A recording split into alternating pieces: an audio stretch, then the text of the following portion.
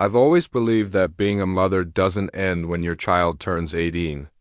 You don't just stop worrying, stop helping, or stop trying to make life a little easier for them. That's what I told myself every time I wired $8,000 into my daughter, Emily's account at the start of each month. It wasn't charity. It was love, at least that's how I justified it. Emily was my youngest, the baby of the family. I raised her mostly on my own after her father passed away when she was in college. She had always been bright, ambitious, and beautiful, with that kind of charm that draws people in. But she also grew up watching me work long hours, late nights building the business that now allowed her a life free of financial stress. I thought that by giving her comfort, I was giving her freedom when she graduated from university. I told her I'd help her for a few years until she was settled. That few years quietly turned into 5. She lived in a high-rise apartment downtown, drove a car I helped her finance, and traveled to places I'd never been. It made me happy at first seeing her happy, but as her lifestyle grew, so did her distance from me. Still, I didn't complain. I wanted her to find her footing, to build her own identity. And for a while, I believed she was doing just that. Then she met Ryan. Ryan was everything you'd expect from the kind of man who introduced himself with a handshake that said confidence more than kindness. His family owned several businesses. They moved in circles I'd never cared to enter: country clubs, luxury charity galas, dinner parties where even the wine labels were a form of social hierarchy. When Emily told me she was engaged to him, she was glowing. I hadn't seen her that radiant since she was a child. But beneath that glow, I sensed something, an unease, as though she was constantly measuring herself against someone else's expectations. I tried not to dwell on it. Every parent dreams of seeing their child find love and stability. I told myself, if she's happy, I'm happy. The engagement moved quickly. Before I knew it, she was planning a grand ceremony, picking out dresses that cost more than I spent on my first car, and speaking in a tone that felt foreign. She'd always had expensive taste, but lately it felt more like she was trying to prove something. Still, I played my part. I helped with deposits, vendors, and even some of her travel plans. I told her to take her time, to do things her way.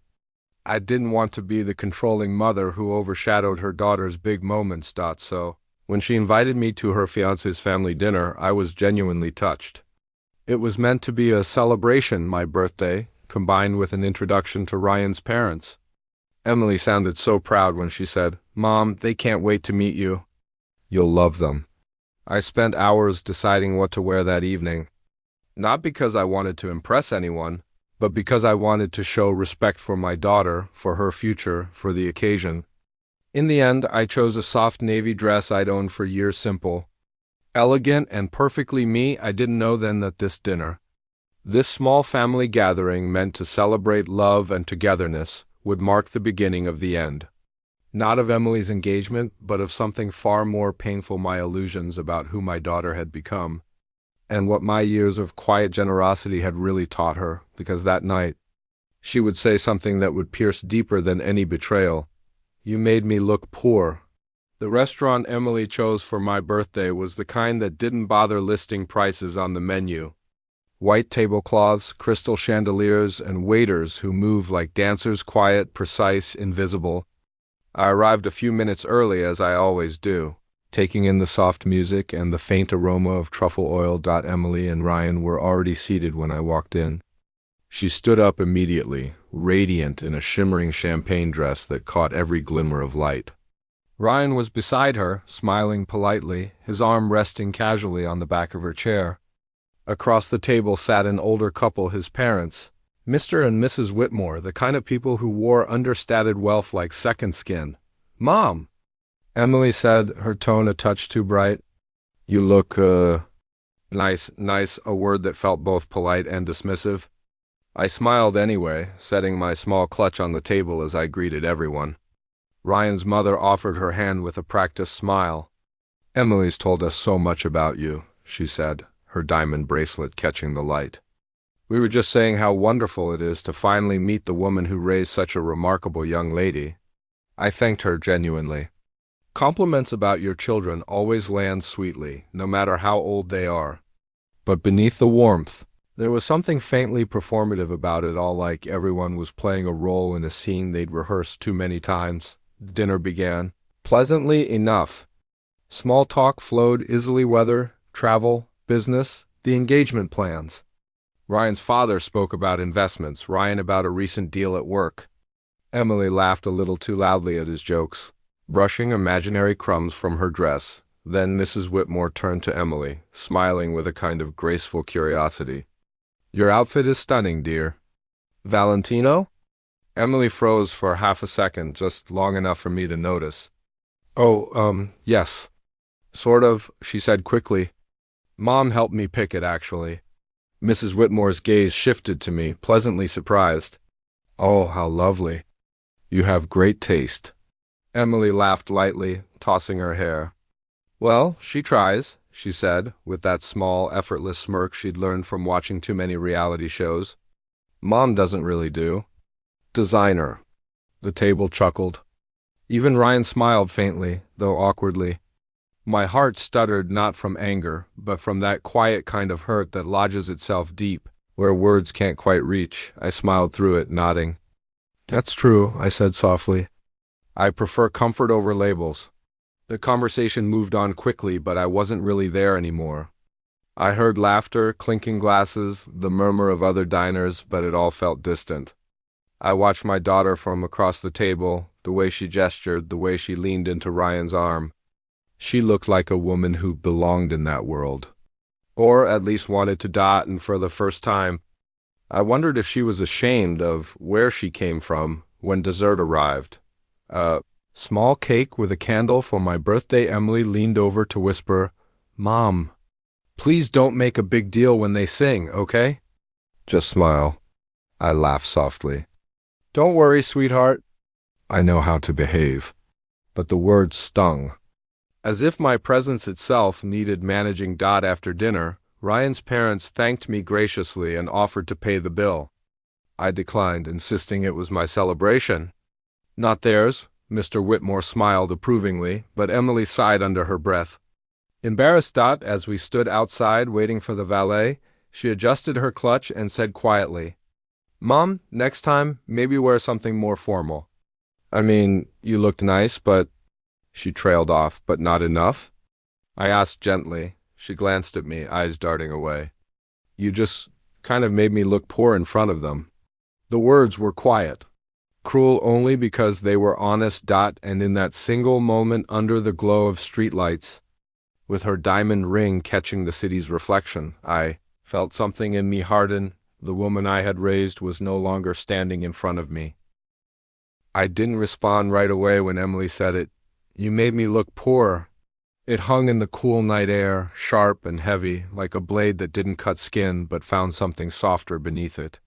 We stood near the restaurant entrance, the city alive around us, car horns, laughter, heels clicking against the pavement, yet everything seemed muffled, as if the world knew to quiet itself for this small moment of heartbreak. I looked at her, really looked. My daughter, my sweet Emily, stood in front of me, flawless from head to toe. Perfectly styled hair, flawless makeup, and a ring that shimmered under the streetlight.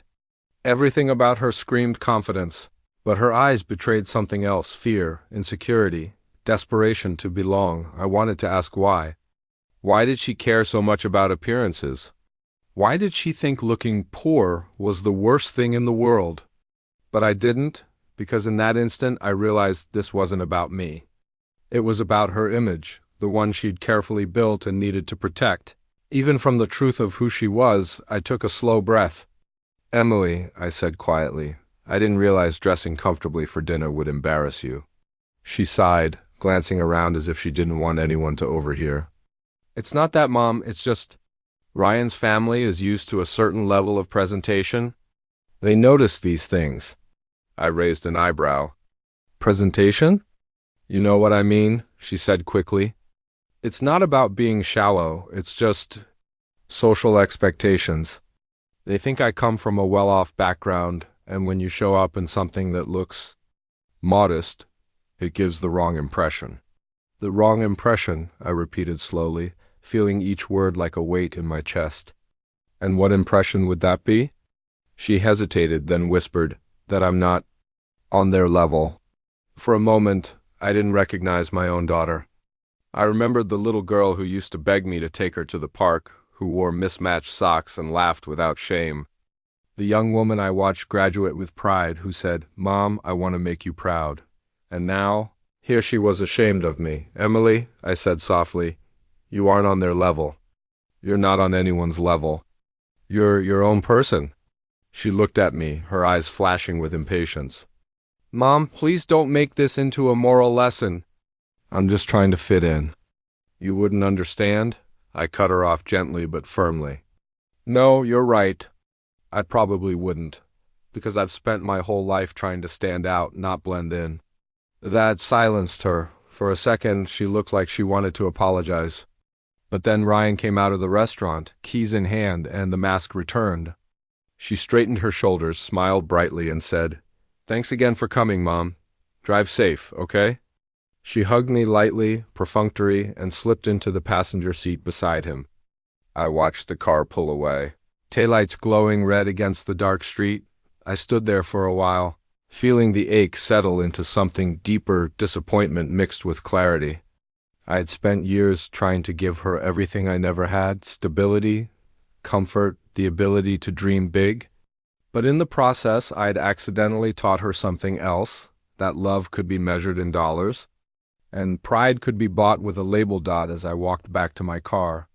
Her words replayed over and over. "You made me look poor, Dot." It was the kind of sentence that changes something in you. Quietly, irrevocably, Dot, because in that moment, I realized I wasn't the one who had made her look poor. She had done that all on her own. 2 days passed after the dinner before. Emily called. I had half-expected silence. She'd always preferred to let uncomfortable things fade on their own. But that afternoon, her name lit up my phone, and against my better judgment, I answered. "Mom," she began, her voice clipped, "we need to talk about what happened at dinner." I took a slow breath. "All right. What about it?" There was a pause, then a rush of words. "You embarrassed me. You made the whole evening uncomfortable." I blinked, stunned. "I embarrassed you?" "Yes," she snapped. "You didn't even try to fit in? You wore that plain dress, you didn't talk much, and then you insisted on paying the bill when Ryan's parents offered. It looked desperate, desperate." I repeated, my voice quiet. She sighed sharply. "Mom, you don't get it. They're used to a certain lifestyle, certain manners. When you showed up like that, like what?" I interrupted, though I already knew, like someone who doesn't belong there. She burst out. "I've spent months building a good impression with them, and you just—" She stopped, exhaling hard. "You made me look small?" The silence that followed was deafening. I felt my heart pound not with anger, but something colder. Heavier? Disbelief. I had given her everything I could, every opportunity, every safety net. I had poured years of my life into making sure she never had to feel small. And yet, somehow, she turned my love into something to be ashamed of. "Emily," I said slowly, choosing each word with care, "I wasn't aware that decency and self-respect counted as flaws in your world now." She groaned softly, the kind of sound that used to come when she was a teenager, annoyed at being scolded. "You're twisting this into something dramatic, Mom. I just wish you understood what image means in certain circles." "Image," I said. "That's what all of this is about, isn't it? How people see you." Her tone softened a little, as if she were trying to sound reasonable. "It's not about vanity. It's about opportunity. People judge you based on how you present yourself, and that affects everything socially, professionally. You, of all people, should know that." I almost laughed. "Yes, I do know that, Emily. I also know that what people pretend to be is never half as important as what they truly are. You're confusing polish with worth." She exhaled sharply. "You're being so judgmental." "No," I said quietly. "I'm being honest." There was another silence, longer this time. I could almost hear her thinking, weighing whether to apologize or defend herself. Finally, she said, "I just wish you'd try harder." "You know, for me? For you?" "Yes," she said quickly. "For me, for my future." I'm marrying into a family that has expectations, and I need you to well look the part when you're around them. I stood at my kitchen counter, gripping the edge so tightly my knuckles turned white. The words didn't even sting anymore. They just hollowed something out inside me. Emily, I said softly, I've spent your entire life trying to give you dignity, and now you're asking me to trade mine so you can impress strangers. She didn't respond. When she finally spoke, her voice was cold, almost mechanical. You're overreacting. I just want you to help me maintain an image that fits where I'm headed. I thought you'd understand. I swallowed hard, steadying my voice. Oh, I understand perfectly. And I hung up. For a long time after, I stood there in my quiet kitchen, staring out the window at the city lights. The ache in my chest wasn't from anger anymore. It was from acceptance. For years, I had been funding her confidence, buying her silence and mistaking dependence for love. But that conversation was the moment I realized something had to change. Something would change. And the next morning, it did. That night I couldn't sleep. The house was still, the kind of silence that usually brings peace, but not this time. I sat by the window in my robe, a cup of untouched tea cooling in my hands, watching the faint glow of city lights stretch into the distance. Somewhere out there, my daughter was probably asleep in her luxury apartment, surrounded by the comforts I had paid for, and I wondered. Not for the first time where I had gone wrong, I wasn't angry at least. Not in the loud, shouting way. This was something deeper, a kind of ache that seeps into the bones. It's the pain of realizing that the person you love most has become someone you don't quite recognize. When Emily was little, we didn't have much. I remember nights when the power company threatened to shut off the lights, and I'd make up stories about camping indoors so she wouldn't worry. She never complained. She was bright, kind, endlessly curious. The kind of child who used to collect wildflowers and insist on keeping them in a cup of water by her bed when her father passed away. She was only 14. I thought the world would swallow her grief whole, but she surprised me. She worked hard in school, got into a good university, and told me she wanted to make something of herself. I thought she already had after graduation. She struggled to find steady work, so I started helping her out.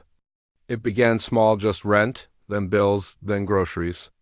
Then it became $8,000 a month on the first of every month, no questions asked. I told myself it was temporary, that she'd find her way soon, but years went by and she didn't stop needing. And I didn't stop giving every time I thought about pulling back. I remember how lonely she'd looked at her father's funeral, how fragile she seemed when the world was too heavy. I didn't want her to feel that kind of struggle again. So I gave and gave, thinking love could fill the gaps money left behind. But sitting there by the window, I realized something bitter. I hadn't protected her. I'd crippled her. All my generosity had turned into chains, golden ones perhaps, but chains nonetheless. She wasn't independent. She was entitled. She didn't respect effort because she'd never had to make any of her own, and the worst part? She believed the illusion. She thought the life I funded was hers, her success, her identity, her power. Her words replayed again and again in my head, each repetition sharper than the last. You made me look poor. No, I thought quietly. I made you look cared for. I made you look secure. I made you look loved, but somewhere along the way, she stopped seeing love as something you earn. To her, it had become something she could expect. That realization settled in me like cold steel. And for the first time, I didn't feel guilt, I felt clarity. I thought about the sacrifices I'd made, the vacations skipped, the retirement plans postponed, the years of hard work poured into a business I built from nothing, all so she could live easily. And yet, she looked at me with disdain because my dress wasn't expensive enough. I finally set the cold cup of tea down and whispered aloud to no one, "Enough." It wasn't anger speaking, it was resolve. A quiet, uncheckable certainty that things would never be the same again. I had raised my daughter with love. Now, I needed to teach her something she'd never learned. Consequence. By morning, I would make a call to my accountant, and when the first of the month arrived, there would be no more deposits. No more safety nets if she thought my presence made her look poor. She was about to learn what real poverty of character looked like without me funding her illusions. The sun had barely risen when I woke up the next morning. There was no hesitation, no second-guessing, just a calm, deliberate sense of finality. The kind of clarity that comes after years of ignoring what your heart has been trying to tell you. I brewed my coffee, sat at the dining table, and opened my laptop.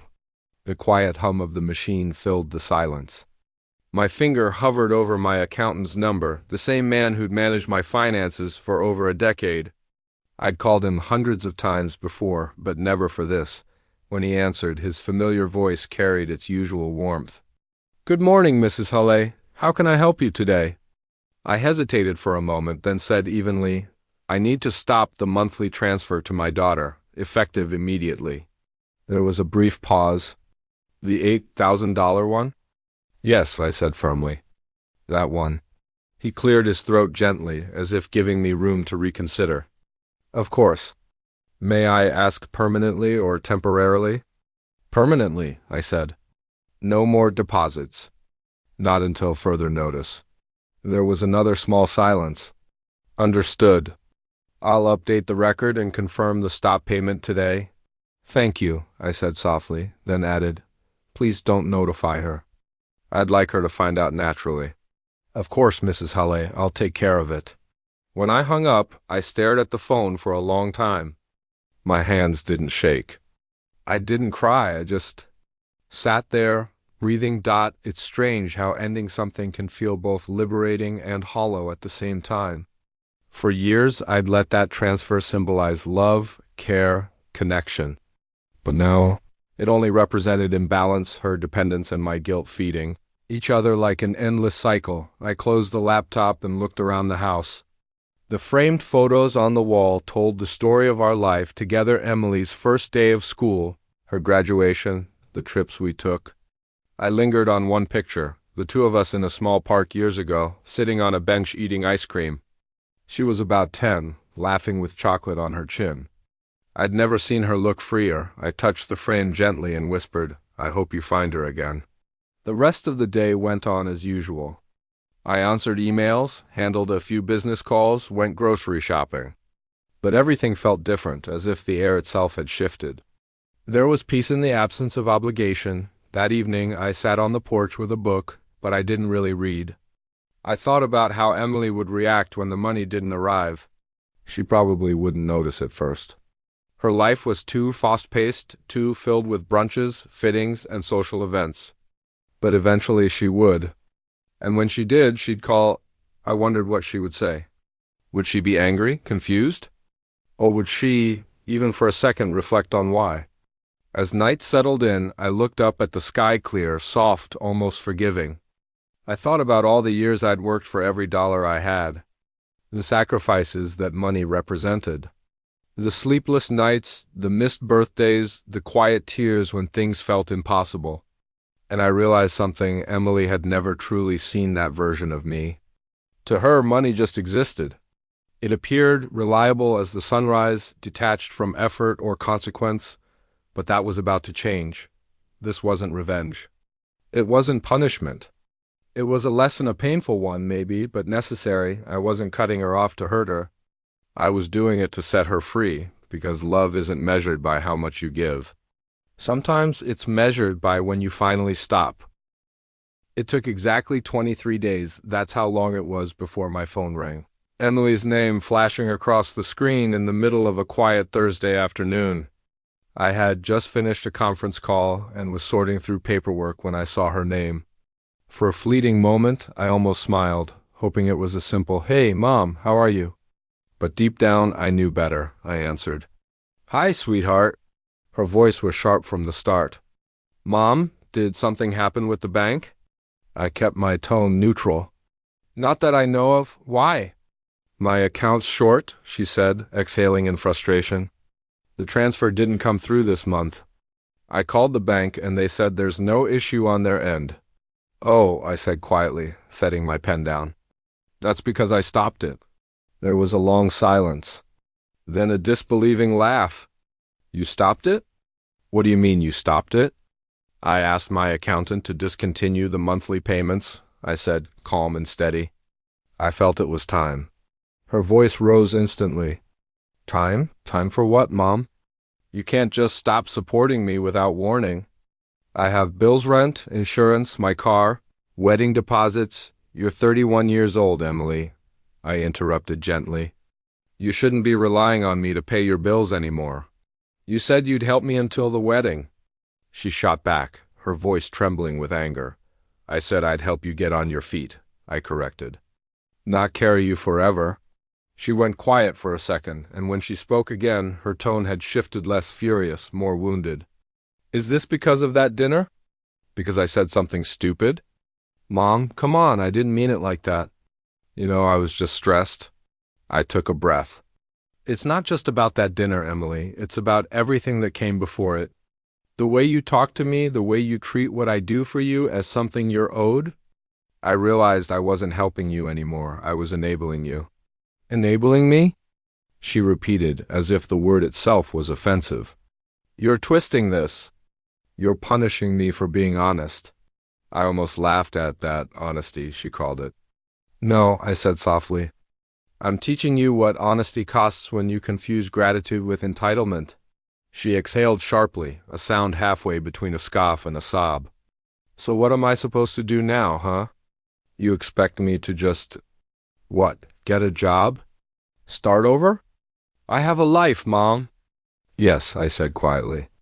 And it's time you started living it on your own. Her silence on the other end was thick, trembling. When she finally spoke, her voice cracked. You don't understand what this will do. Ryan's family will find out I don't have independent income. They'll know She stopped herself, but the truth hung there, bare and ugly. They'll know I've been living off you. Then maybe, I said gently, it's time they meet the real Emily, not the one you've been pretending to be.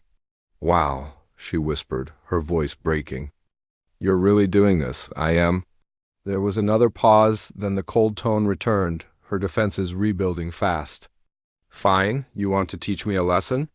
Go ahead. Don't come crying to me when this blows up in your face. I won't, I said. She hung up. The line went dead. But I kept holding the phone for a while. Listening to the quiet hum of nothing, I thought I'd feel guilty. I thought I'd cry. But I didn't. Instead, I felt something I hadn't in years, peace, because sometimes love isn't about protecting someone from the fall. It's about stepping aside and letting them learn how to land. It didn't take long for Emily to show up. 3 days after that phone call, I heard the sharp sound of tires on gravel outside my house. I looked out the window and saw her car, silver, spotless, and expensive, pull into the driveway. She didn't even bother parking straight. A few seconds later, the front door flew open. Mom, she said, her voice already shaking with fury. We need to talk, now. I didn't flinch. I'd expected this. Of course, I said calmly, motioning toward the living room. Have a seat. She didn't. She stood near the doorway, arms crossed tightly over her chest. Her hair was perfectly styled, her nails immaculate, but her eyes were red, puffy. How could you do this to me? She demanded. Do what, Emily? I asked swiftly. Cut me off. She snapped. Without warning, without even a conversation. Do you have any idea what kind of position you've put me in? I tilted my head slightly. A position to take responsibility for your own life? Her mouth opened, then shut again. That's not fair. You know what my situation is right now? The wedding's in 4 months. I can't just magically replace $8,000 a month overnight. You're right, I said. You'll have to start smaller, budget, work, adjust. She stared at me as if I'd spoken a foreign language. Work, Mom? You can't be serious. You think I can just go get some office job? Ryan's family would never understand that. Then maybe, I said evenly, Ryan's family isn't the kind you should be marrying into. Her face twisted, caught somewhere between rage and disbelief. You're trying to ruin my life. You don't want me to be happy, do you? I stood, meeting her gaze squarely. I want you to be real, Emily. I want you to stop pretending that image is the same as worth. Her voice rose, trembling. You think this is about pretending? I'm trying to build a life that matters, one where I don't have to struggle like you did. That hit deep, but not how she thought it would. Struggle isn't shameful, I said quietly. It's how you learn strength. Everything I have, this house, that car, your education, it all came from struggle. The difference is I earned it. You've only spent it. Her eyes filled with tears. You don't understand how hard this is for me. Oh, I understand perfectly, I said, my tone still gentle. You've been living in comfort for so long that reality feels cruel. But that's not cruelty, Emily, it's clarity. She pressed her lips together, her voice breaking. Ryan's already asking questions. His mother hinted about the wedding budget, and I didn't know what to say. If he finds out you cut me off, he'll think I lied to him. I met her gaze steadily. Didn't you? Her eyes widened, wounded. That's not fair. It's the truth, I said simply. You built an image on my hard work and called it independence. That's not love, Emily. That's theater. Tears spilled down her cheeks then, smudging the perfect eyeliner she'd worn like armor. I can't believe you'd humiliate me like this. I stepped closer, my voice soft but unwavering. I didn't humiliate you. I stopped protecting you from the truth. There's a difference. She looked away, her jaw trembling. For the first time, she had no quick comeback, no defense. Just silence. Finally, she whispered, You're really done helping me? I nodded. I'll always love you. But love isn't supposed to keep you weak. She turned toward the door, her voice low and shaking. You'll regret this. Maybe I would. But as the door slammed behind her and the echo faded through the house, I felt no regret, only the weight of a choice long overdue, because sometimes the hardest part of being a mother isn't holding on, it's learning when to let go. 2 weeks passed before I heard from Emily again. This time she didn't call. She didn't text. Instead, I heard the news through whispers from a mutual friend of hers, who worked at the same bridal boutique where Emily had ordered her wedding gown, apparently. The boutique had called to inform her that her next installment payment had bounced. It was a small thing, really just one overdue payment. But for Emily, it was the first visible crack in the perfect image she had worked so hard to maintain. Within a few days, the cracks widened. Ryan's parents had started to notice that something was off. The expensive dinners stopped. The lavish weekend trips to Napa disappeared. And when Emily hesitated to cover part of the catering deposit, questions began to surface. The story, as I later learned, unfolded in quiet embarrassment rather than explosive confrontation. Ryan had asked one simple question. Emily, is everything okay with your finances? And that's when her carefully curated facade began to crumble. She tried to explain. I'm told she said her trust fund had been temporarily locked up, that her accountant was restructuring her investments. It was all smooth, rehearsed, almost believable. But Ryan wasn't a fool. He came from a family that had built its fortune through work, not appearance. When he pressed her for details, she froze. And in that silence, the truth began to show. By the time she called me, her voice was different. Not angry this time, just small. Mom, she said quietly, I think I messed everything up. I was standing in the kitchen, making tea. My heart tightened at the sound of her voice, fragile and unfamiliar. Talk to me, I said softly. There was a pause. Then Ryan knows. About the money, about everything. I took a slow breath. And how did he take it? Badly, she whispered. He said he doesn't care about money, but I could tell it changed something. He looked at me differently. Silence, I waited. He asked why I didn't just tell him the truth. She said finally, voice cracking. I didn't even know what to say, Mom. I've been lying for so long, I didn't realize how deep it went. Her words pierced through me because for the first time I heard something real in her voice. Not entitlement, not defiance. Just shame, Emily, I said gently. You can't build love on a lie. If it's real, it will survive honesty. If it's not, it was never meant for you. She sniffled on the other end. He told me we should take a break. Said, I need to figure out who I am without all the extras. Extras. That word hung in the air like a ghost. I didn't say anything for a while. I just listened to the quiet sound of her breathing, broken and uneven. Finally, she whispered, "You were right." It wasn't an apology. Not yet. But it was the closest thing I'd ever gotten. I just wanted people to see me as someone worth admiring, she added softly. But now, I feel like no one sees me at all. My throat tightened. You've always been worth admiring. Emily, you just forgot that worth doesn't come from what you own, it comes from who you are. There was another pause. Then, quietly, she asked, "Can I come home for a while?" I didn't hesitate. Of course. When I hung up, I sat for a long time, staring at the empty chair across the kitchen table.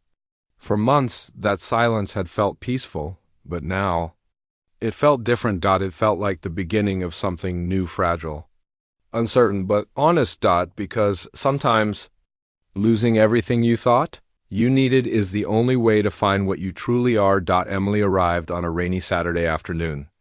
I watched from the kitchen window as her car pulled up, no longer the spotless luxury vehicle she used to flaunt, but the same one, now a little worn, a little unwashed.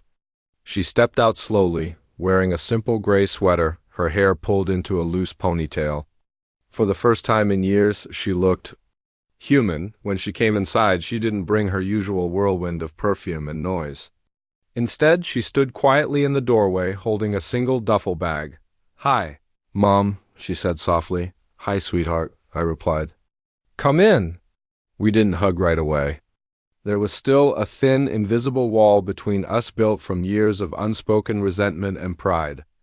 But something about her eyes that day told me it was starting to crack. I made tea, the same way I used to when she was a teenager. She sat at the table, staring at her hands. "I'm sorry," she said finally, the words coming out brittle but real. "For everything. For the way I talked to you, for acting like you owed me something. I was so focused on what I thought I deserved that I didn't see what I already had." I swallowed the lump in my throat. "It takes courage to admit that, Emily." She gave a small, self-deprecating smile. "Ryan and I called off the engagement." "I'm sorry," I said quietly. She shook her head. "Don't be. He's a good man, but I wasn't ready for that kind of honesty. I needed to figure out who I am without hiding behind someone else's name or your money." We sat in silence for a moment, the sound of rain filling the kitchen. Then she said, "I applied for a job." I looked up, surprised. "It's just a position at a local event planning company," she said quickly, almost embarrassed. "Assistant coordinator. It's not glamorous, but it's something I can do. Something I can build from." I couldn't stop the small smile that tugged at my lips. "That sounds wonderful."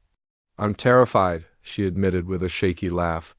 "I've never had to really work for money before. I don't even know if I'll be good at it." "You'll learn," I said gently. "Everyone starts somewhere. What matters is that you're starting." Her eyes softened. "Do you really think I can fix this? Fix me?" I reached across the table and took her hand. "You were never broken, Emily, just lost. And sometimes losing everything is how we finally find our way back." For the first time in a long time, she squeezed my hand back. Over the next few weeks, Emily stayed with me. She helped around the house, cooked dinner some nights, and even offered to handle my bookkeeping, something she'd once scoffed at as boring mom stuff. And little by little, I began to see glimpses of the girl she used to be, the curious, bright, eager spirit who had once wanted to make something of her life before she got swept away by the illusion of wealth. One evening, as we sat together on the porch watching the sun dip below the trees, she said quietly, "You know, I used to think you stopped helping me because you stopped loving me." I looked at her, my chest tightening. "And now?" She smiled faintly. "Now I know you did it because you loved me." The air was cool, the world peaceful. For the first time in years, I felt the weight of guilt lift, because in that moment, I realized something simple but profound. Sometimes, the truest form of love isn't in giving more, it's in knowing when to stop.